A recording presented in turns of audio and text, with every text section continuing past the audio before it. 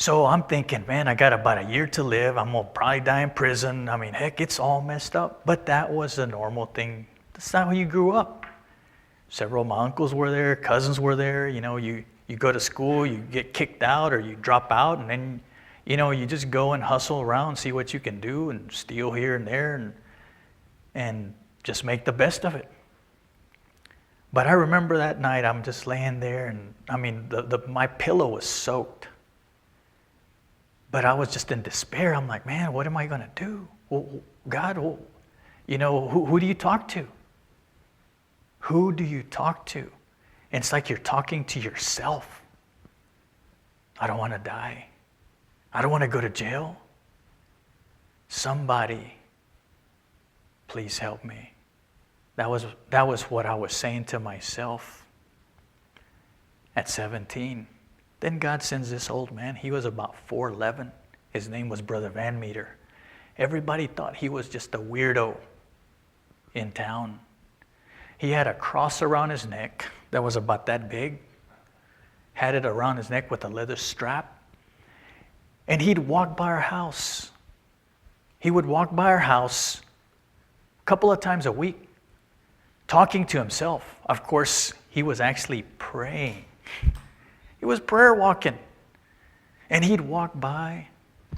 And what do you think when you see somebody walking down the street talking to themselves? This guy's, man, he's really messed. No wonder people are saying that.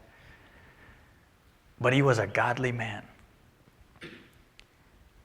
And over the next few months after my brother became a Christian, I remember I went to this little home church that they had, and it was them four and me. I walked in. I remember I smoked half a joint on the way to the Bible study. And I remember I walked over there and I sat in the back row. I mean, it wasn't real big.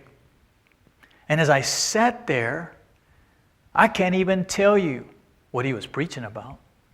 I don't remember, because I was stoned out of my mind. I actually had an appointment in a couple hours, so I was just going to kill some time.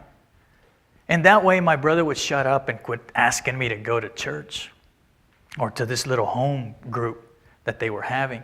So I went, sat there about an hour and a half. I'm just kind of guessing. I was there about an hour and a half. All of a sudden, something, Holy Spirit, hit the top of my head. Physically, I felt it. And it was a heat, like something warm. And is it like, if I could describe it, it like if you took a drop of hot syrup this big and just dropped it on your head. And it just ran slowly. And I remember I was looking around. I'm like, then it was going down my arm.